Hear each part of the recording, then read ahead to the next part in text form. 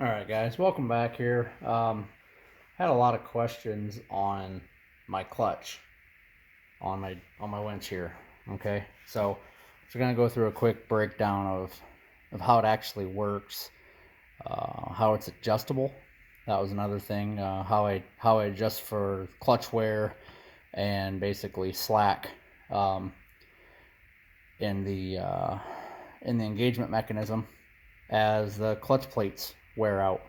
So as the clutch plates wear out, the drum's going to have to travel further in order to lock up with the friction plates, which are, again, they're bolted to this driven sprocket back here. So we'll get into that later. So again, this here is the engagement collar for the Acme nut that is back here, and then this is a thrust washer pack, or a thrust bearing pack, that has two thrust roller bearings, and there are three hardened washers. So there's a hardened washer, then a thrust bearing, then a hardened washer and a thrust bearing, a hardened washer, and then the drum flange. I basically did that so I have that much of a shim pack to be able to play around when I designed this and when I was building it, in case I needed to modify anything as far as this nut thickness, this engagement collar, anything of that sort. So again, the engagement lever, you can see a set screw right here. There are 3 set screws on this collar. So there's one there, there's one up here, and then there's one on the back side. This is just a regular 6 flat, I believe it's 1.5 by 5 thread per inch Acme nut that I've milled 12 flats on. That way I have 12 indexing surfaces to be able to index this collar on the nut. So right now, I would say that this clutch is engaged. Okay, the lever's down. This would be disengaged. Takes about a quarter turn to engage it. This would be engaged. Okay, now if the clutch ends up wearing to where the lever needs to be thrown all the way down and it still doesn't engage, then all I would do was take these set screws out, and then I would rotate this collar one set of flats and lock the set screws back down. So now my lever is going to be up at this angle, and then I'll have more throw of my lever. That's my clutch wear adjustment. I can also add more washers in here if I want to shim the nut out, but again, that requires disassembly of this plate. It's a lot of work for no more than what it really does. So I can do this with everything on here. I can just take 3 set screws out, index the collar, lock them back down, boom, I'm good to go. Okay, so let me take this plate off, and then we can get a little bit better view of what all's going on in here.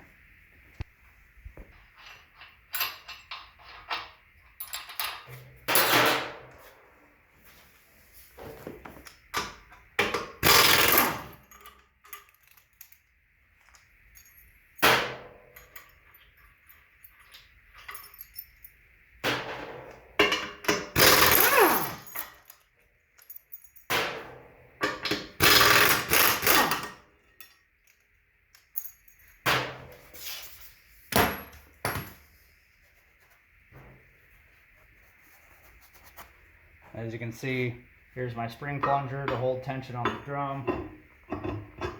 Alright, that plate's off. Now, as you can see, there's a step. This is 1.5 by 5 Acme thread. There's my Acme nut. This is turned down, and it has an 1-inch coarse thread. So that plate, this plate here, sits right up against this shoulder, and all it is a reinforcement plate to keep this rod from torquing up when the winch is under load, right? So it is to keep this end of the shaft from pulling up when the winch is under load. That's all it is. And again,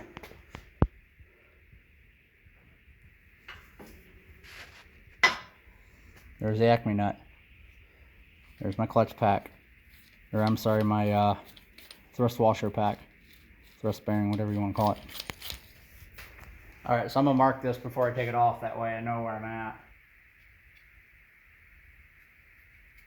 Here's my flat. Okay. So, again, the collar is loose. Set screws are loose. Okay, that's all it is. Just piece of pipe. Okay, piece of pipe with a handle welded on it. Poorly welded on it. And here's the nut. Okay.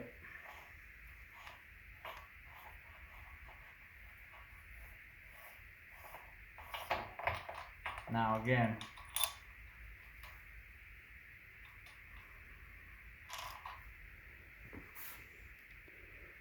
it's an Acme nut with 12 flanges on it, right? All I did was just mill down the original points, made a 12-point nut. That's all it is. Okay. And this here is your thrust bearing pack, roller bearings. Okay. A bit gritty right now, but we'll get her cleaned up when we put it back together. So, let me get my gloves here. All right. Oh, I have 2 pair of gloves out here. I didn't think I had any. So, again, what you see here is a weld, okay? So again, from this point on back through the winch, back to this block, okay? This is all the same shaft. Okay, this is just a keeper pin, like I said from my last video. This is 1.5 inches, 4140 chromoly, solid bar, okay? It's solid all the way to here. And then I welded on this piece of Acme all threaded rod that I turned down and ran an 1-inch die on it. Okay, so when that nut tightens down, this drum slides that way. See if I can get you guys in here for a better view of what's going on. Okay. Now, I'm going to take those springs out probably. So these are my tensioning tool, or this is my tensioning mechanism that actually applies pressure to the cable as it winds up on the drum. Let me get those springs off and I'll be right back. Alright, so try to get a better shot for you guys, that way you're not sitting close. So I've got that cable tensioning bar ratchet strap down out of the way, because these springs here, they're pretty tough. So they're kind of a bear to hook in and unhook all the time like that. So we're just gonna pull her down. All right, so just in case you're wondering too, this here is just a U-bolt that runs through here. That's actually how I have the cable secured to the drum. So the end of the cable is just run through that, and this U-bolt's tightened down on it to pinch the end of the cable. That's what holds the cable on the drum. So again, you'll see as I pull this off, you're gonna see the clutch pack back in here. So yeah, she's already free spooling. There's very little drag on this because there's bushings in here. Easy now.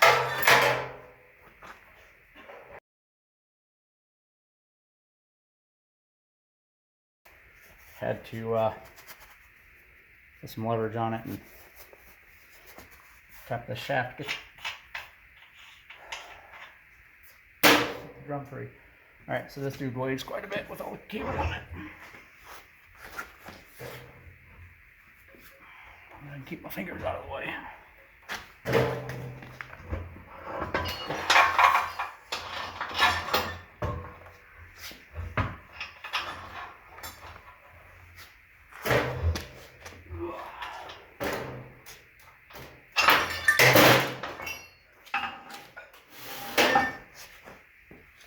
Okay, so all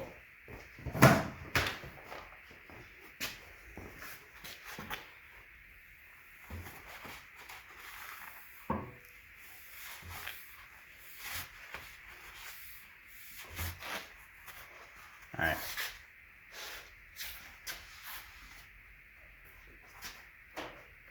So now what we've got here is my clutch assembly.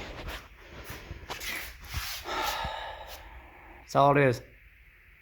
Those are just 4 brake pad linings. Now, these come off of a industrial brake. And as you can tell by the wear pattern, I'm getting very little engagement. I'm not getting full clutch engagement. I'm getting partial engagement across the faces, but that's to be expected as these are not new. These are actually scrap. So dug them out of the garbage. So anyways, as you can see here, again, this is a 1-inch 4140 chromoly shaft, or I'm sorry, 1.5 inch 4140 chromoly shaft. Now this is a weld-in sprocket hub for the 62 sprocket, and we turned the ID out and pressed a bushing in. Okay, and then I don't know that I want to go through all that. On the back side of this, I don't know how far I'm going to be able to get here without. All right, well, hang tight. This material can be purchased through McMaster-Carr. Okay, this shaft was purchased through McMaster-Carr. This 1.5 by 5 thread per inch Acme threaded rod was purchased through McMaster. The bearings, the shafting, the idlers, the drive sprocket, the driven sprocket, the bushings, if I hadn't said that already, the springs, the pins, the clips, guys, everything can be purchased through McMaster. This wasn't something that I wanted to build that was, I mean, there are some machine parts on this, like custom machine for just this winch, but it's not like I'm beholden to somebody else to buy a commercially available winch. So if something broke, I'd have to wait, you know, whatever lead time is, plus their cost and all that. I pretty much set my own availability and stuff like that. But anyways, so there's that. Onto the actual winch drum itself. As you can see, there are bushings in here. These bushings, so the actual the spool piece is just a piece of pipe that we bored out to accept bronze bushings. I thought you might be able to see it down in there if I get the light right, maybe. No, got to hold my mouth just right. So anyways, they're just bushings, right? These are 1/2 inch flanges. All right, sorry, getting a little ahead of myself here. So back behind this sprocket, so I've got my master link disconnected here, so I'll pull the chain off. All right, so I can't take this sprocket off without taking this off, without taking the springs off, and the springs are a pain. So anyways, if you look back here, again, here's a weld-on hub for the sprocket. Here's another set of the hardened washer, thrust bearing, another hardened washer. That's all it is. Then through that back plate. So not much to it. Now that thrust washer bearing assembly carries the load of the compression forces that the nut applies to the drum to shove it into the clutch.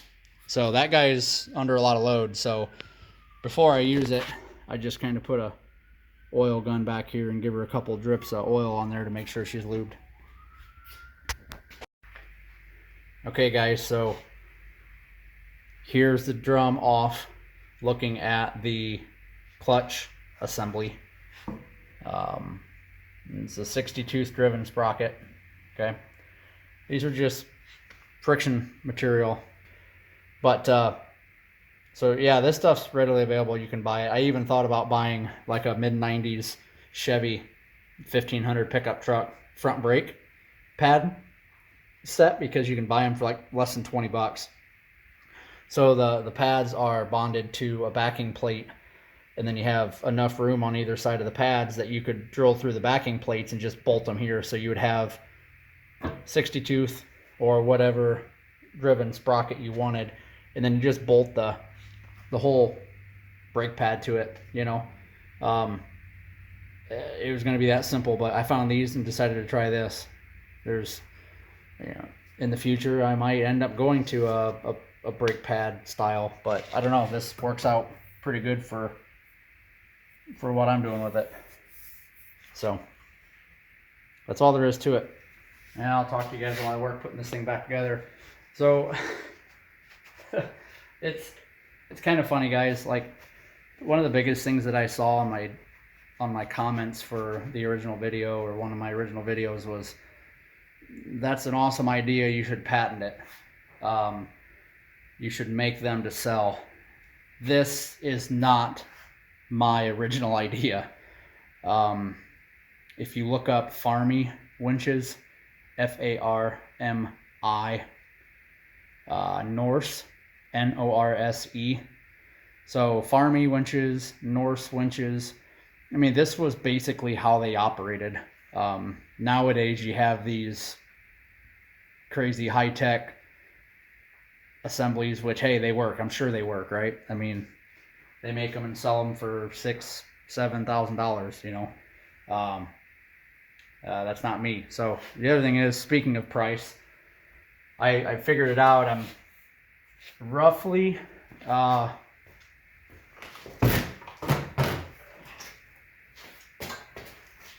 $2,000, and I've had a lot of people ask me, like, hey, you know, what's your price?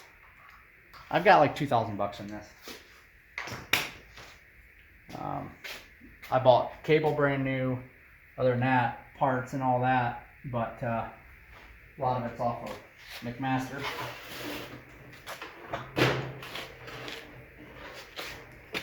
Oh goodness.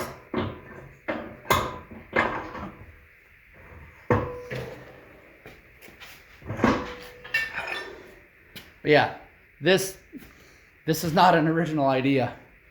I hacked this off of a video I watched on YouTube. I'll link it below. The one that I saw, and I was like, I'm gonna do that. So again, it's not my original idea, you guys. But I really appreciate what you guys are saying about this winch. I just don't get any, you know, wrong ideas. It's like I didn't design this. Like, I copied it off of somebody else. So another thing I get asked a lot is, how do I pull logs out? I mean, say this is my log slide. This is a chain grab, skidder chain, right? It's choked around a log. That's a monster log, by the way. It's got to be every bit of, what, a quarter of a board foot in there. So anyways, I get it. I pull it back to the winch like this. What do? I don't have a ratcheting mechanism to where I can lock the spool of the winch. Most, well, dare I say all commercial winches that you can buy have a ratcheting pawl mechanism here that, as the drum spins, it ratchets to where if you let off, a dog engages to the drum, locks the drum mechanically. So the winch cannot unspool. So if you choose, you can pull your monster log up to the back of the winch and then hop on your tractor and drive away. Or if you can operate your winch from your tractor, you pull it up, bump, you feel it, and you pick the winch up and drive away. Hey, if that's the way yours is set up, that's fine. Obviously, go for it. That's what it was made for. I did not build this with the intention of using that. I built it with these chain grabs here. Those are Kenny's bolt-on hooks, by the way, his weld-on variety, forged in the good old United States of America. Those are really nice, by the way. So anyways, so if I'm winching 3 logs up and I've got them at the back of the winch, I'm already at the back of the winch. I'm already standing on the ground. I can't operate this from my tractor, nor do I want to operate it from my tractor. I want to be physically hands-on touching my winch. I want to be close to it to hear what's going on. I want to be close to my tractor to hear the loading of the engine. That way I can hear, I can feel, you know. It sounds terrible, but you're kind of in tune with everything. That's how I operate. I don't know, man. Things have a soul to me, I guess. These pieces of machinery, I don't know. I can't explain it. It's kind of weird, but I like to be in connection with it. I can feel it. I can feel what it's doing. Same thing with chainsaws, you know. I can hear the way they run. I don't know. That's just how my mind ticks. So long story short, yeah. So I just pull the log up, it bumps the back of the bash plates here. Okay. I know my log's good. I'm already at the back of the winch. So I disengage the winch, right? Tink, disengage the winch. These guys are hanging right here. I undo the chain, and then I just, I do it one-handed with the video. Yeah. And that's it. Okay. I'm still hooked in. Now, obviously, if I've got a bigger log here, I'm going to have less chain. And then I just lift my winch up. Well, I do this to however many logs I have, preferably 3, you know, maybe more. I've got enough for 6 if I so choose, but I've got 3 choker chains, and I've got a couple real lightweight, high density plastic ones, high strength plastic ones that I haven't used yet, but hook them up and go, you know. That's how I choose to do it. I'm not a high production environment. I'm in my own backyard, just getting firewood. That's my context. That's what I'm doing here. So another thing here that you see, this plate down here at the bottom, see how it's all muddy? Okay. This winch has this angled plate so that when I back up to a spot, I want to drop my winch. Sorry about my finger in the camera there. I drop my winch down, okay?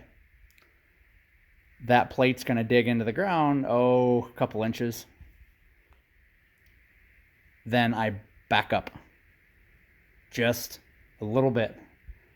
And with the winch on the ground, the angle of the plate, as I back up, the plate digs in the ground, and it will essentially, that plate will disappear in the ground, and this will sit on the ground. That's why the mud's up to there, right? So that dig plate here will essentially disappear in the ground, and that thing has locked the winch and the tractor from going back anymore. It anchors the whole rear end of the tractor for a good anchor in order to pull from. So a lot of your commercial winches will have that too. Some even flip up, which are actually really nice. But again, this is what I built, guys. I built it, again, I built it for me, for what I'm doing with it. It works great. So I just wanted to show a couple points here, some detail of the clutch for one, how I adjust for clutch wear, right? The take-up mechanism for that, and how I hook logs up and go. Well, guys, I appreciate you, for one, viewing my video here. The last video, and granted, when I documented this video, or I'm sorry, I documented the build of this and put it on Arborist site is one of them, and Forestry Forum is another one that I kind of put it on as I was building it, and I pretty much made the build videos for those guys just to show what I've got.